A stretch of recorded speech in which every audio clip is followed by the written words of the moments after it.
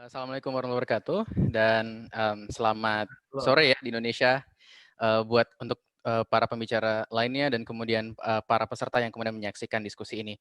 Saya ingin mengambil perspektif lain sebetulnya, karena sebetulnya jujur tema kita pada hari ini kan sebetulnya adalah pasca COVID-19 dan bagaimana bagaimana disrupsi layanan yang ada akibat adanya COVID-19 ini. Jadi saya ingin memaparkan sebenarnya ada hal-hal yang kadang-kadang kita luput yang terjadi di layanan terkait dengan juga utilisasi itu atau pemakaian layanan kesehatan oleh para pasien-pasien yang lainnya yang non COVID dan bagaimana trennya, seperti apa trennya yang ada saat ini dan bagaimana kira-kira kita bisa mengatasi itu supaya jangan sampai karena COVID ini, COVID-nya kita tidak selesaikan, masalah layanan kesehatan yang lain pun kita semakin amburadul nantinya.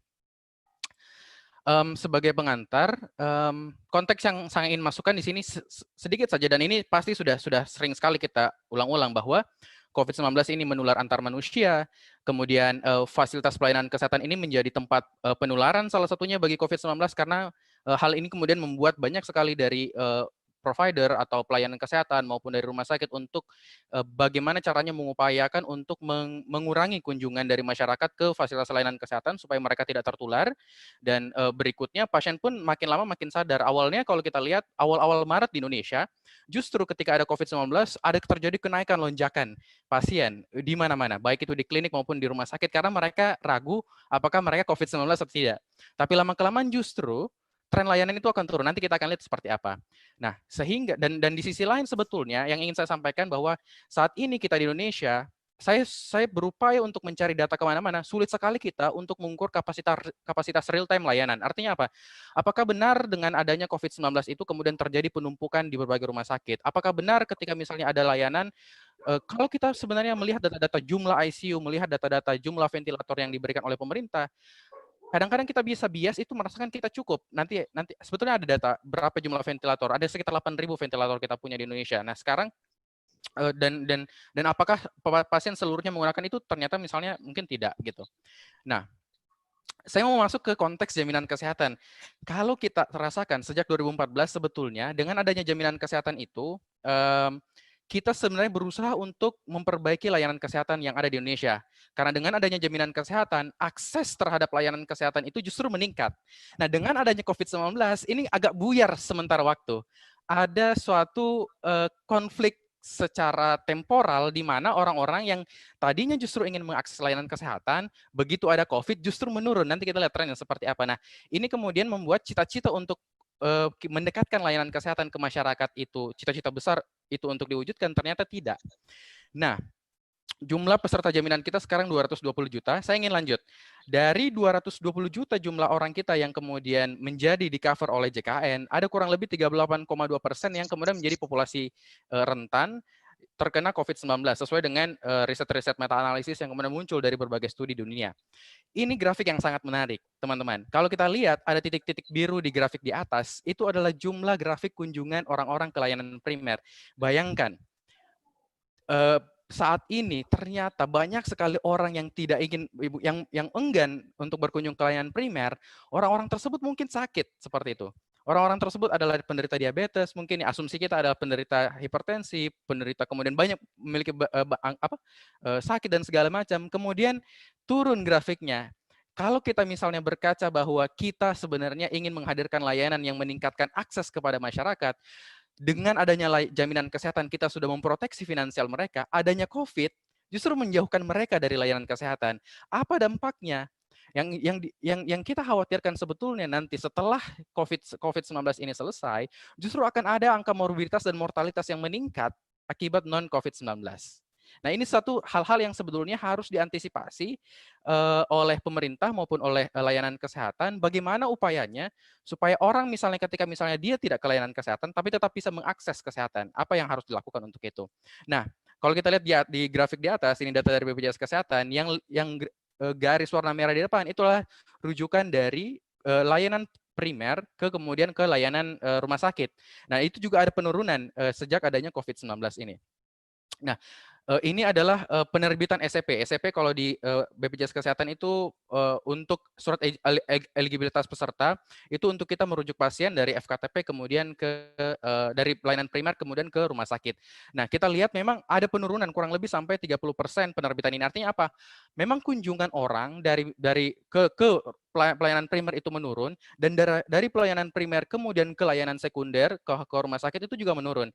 Asumsinya yang dimunculkan adalah khawatir tertular COVID, kemudian di saat yang sama juga dokter yang ada di layanan primer menganjurkan untuk tidak perlu ke rumah sakit dan segala macam, dan kemudian sekarang masyarakat ternyata bisa mengakses obat di apotek untuk yang misalnya pelayanan kronis dan segala macam, dan masyarakat-masyarakat yang tadinya merasa rumah sakit itu justru lebih menakutkan karena banyak COVID-19 di sana, kemudian mereka akan beralih ke layanan primer atau fasilitas kesehatan tingkat pertama.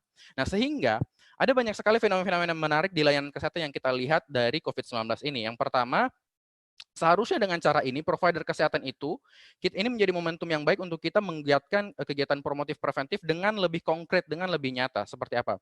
Yang kedua, dengan adanya COVID-19 ini, kontak provider dan pasien itu terjadi minimalisasi, sehingga kecuali tindakan-tindakan yang sifatnya indikasi atau memang sangat membutuhkan dilihat langsung oleh provider atau dilihat langsung oleh klinis yang ada di layanan kesehatan primer maupun rumah sakit, atau dan tindakan-tindakan yang emergensi. Sehingga pelayanan kesehatan daring atau online itu mau tidak mau untuk dilakukan di level pelayanan kesehatan.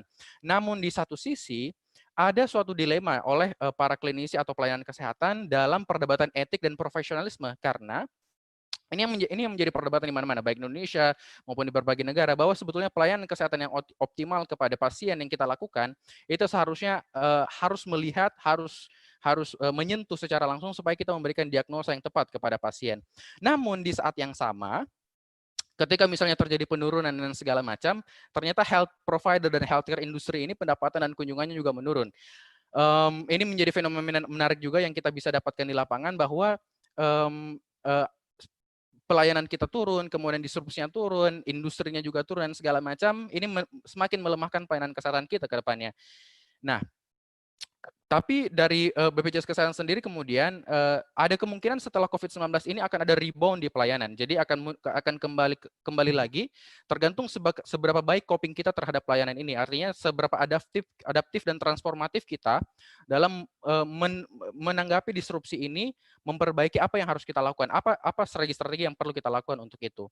Nah, ini sekilas tentang search capacity yang dilakukan di Indonesia. Nah, kita lihat kalau dari pemerintah ada banyak hal-hal yang pemerintah lakukan khusus dalam konteks COVID-19 yang mereka lakukan. Pertama, dibangun rumah sakit untuk Wisma Atlet, kemudian rumah sakit khusus infeksi di Pulau Galang, kemudian menerbitkan berbagai macam SK untuk menetapkan rumah sakit rujukan COVID.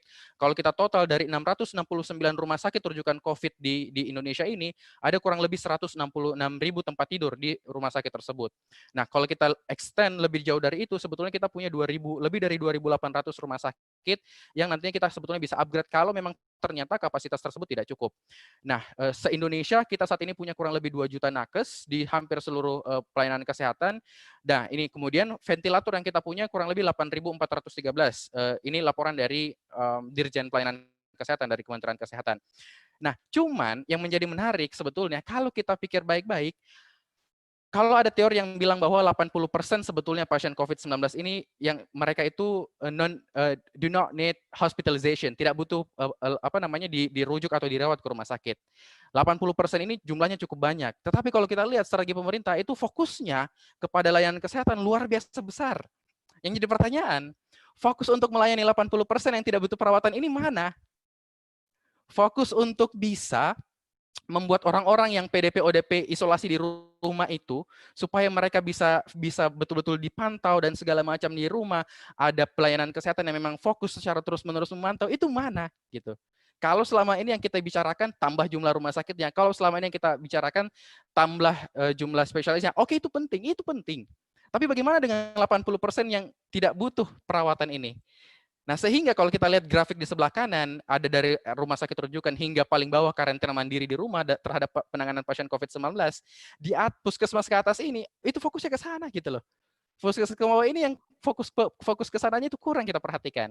Nah, ini menjadi pertanyaan yang sebetulnya bagaimana pelayanan kesehatan yang perlu kita kuatkan. Selain di satu sisi, yang perlu kita ketahui, yang perlu kita sadari, di berbagai meta-analisis juga bilang, orang yang kemudian akan mendapatkan pelayanan ventilator dan segala macam adalah orang-orang yang penyakit kronis, ya kan? Yang ada sebetulnya diabetesnya, yang ada sebetulnya hipertensi dan segala macam, yang sebetulnya ada PPOK-nya atau penyakit parunya dan segala macamnya. Adalah orang-orang yang sebetulnya bisa kita kontrol di pelayanan primer. Sebetulnya momentum ini membuat kita harus refleksi bahwa kita harus menguatkan layanan primer supaya ke depannya 20 tahun lagi ketika misalnya ada pandemi berikutnya yang kemudian mengancam orang-orang yang menjadi kronis, kita sudah tidak begitu khawatir seperti sekarang. Yang kita khawatirkan sekarang apa? Yang kita khawatirkan sangat parah sebetulnya adalah orang-orang dengan penyakit komorbid, kan sebetulnya kalau mereka kena COVID-19, karena kita tidak kontrol mereka dengan optimal di layanan primer. Nah, harapannya sebetulnya ketika 20 tahun lagi, beberapa tahun lagi ke depannya akan ada pandemi yang sama, kita udah ready gitu loh. Dengan primary care yang udah ready, yang mereka sudah mengontrol orang-orang dengan penyakit kronis. Seperti itu. Kalau dikatakan dengan tentang search capacity, saya di level hospital saya cukup terkesima dengan banyak sekali hal-hal yang dilakukan di Indonesia. Di sebelah kiri terakhir RSM kemarin baru bikin namanya suatu unit khusus Kiara Ultimate. Ada donasi dari banyak sekali korporasi untuk masuk ke sana.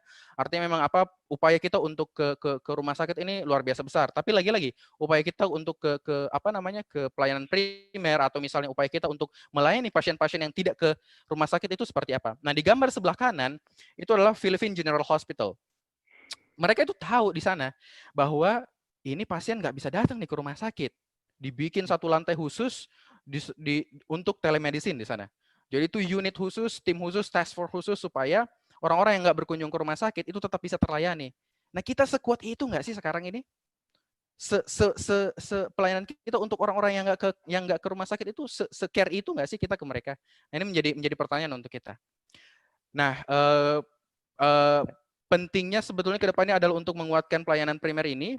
Kalau tadi pembicara sebelum dari saya mengatakan bahwa penting sekali saat ini untuk kita di berbagai negara sekarang harus mendaftar ke lewat online dulu sebelum mereka ke layanan primer. Nah, pertanyaan di Indonesia apakah seperti itu sekarang? Saya kira belum banyak. Kalau di sistem BPJS, kalau teman-teman ada yang di sini menggunakan BPJS, itu sebetulnya sudah ada di BPJS Mobile ya untuk ini, tapi itu tidak diwajibkan. Jadi orang tetap bisa ke pelayanan kesehatan dulu, tapi tanpa wajib untuk mendaftar melalui online itu. Artinya boleh iya, boleh enggak. Nah, salah satu klinik yang menarik sebetulnya klinik satelit UI di gambar sebelah kanan. Itu kalau mau ke klinik Makara UI itu wajib wajib menggunakan mendaftar online supaya bisa dilayani sama klinik satelit di UI. Nah, terakhir menutup presentasi saya sebetulnya, kalau kita lihat di Taiwan pelayanan kesehatan di Korea, orang kan selalu bilang, ayo coba belajar dari negara lain seperti apa. Sebetulnya kalau kita lihat search capacity, kalau lihat buku publikasi Flattening the Curve-nya dari Korea, itu minim sekali part tentang search capacity, minim sekali part tentang bagaimana menambah jumlah bed, bagaimana menambah jumlah ventilator dan segala macam, minim sekali kalau baca dari awal sampai akhir itu buku itu. Yang lebih banyak dibahas oleh mereka adalah ICT-nya. Penguatan ICT-nya. Karena dengan penguatan ICT-nya itu, mereka bisa menolong orang-orang supaya yang tidak ke rumah sakit, yang tidak di klinik tetap mendapat layanan kesehatan. Karena dengan ICT-nya mereka bisa expand testing ke populasinya mereka. Dengan ICT yang dimiliki oleh teman-teman di Korea, mereka bisa trace kasus-kasus COVID-19 lebih efektif dan segala macamnya. Dengan ICT-nya mereka bisa flatten the curve. So, pasca COVID-19, kalau kita misalnya mau lebih prepare nanti, selain kita punya kebijakan dan segala macam, selain kita punya koherensi yang baik, kolaborasi dengan swasta dan segala macam, ICT adalah bagian yang terpenting dalam layanan kesehatan untuk berupaya coping kita terhadap disrupsi layanan pada saat ini. Saya kira seperti itu. Mungkin lebih lanjutnya kita sesi diskusi aja. Terima kasih. Baik.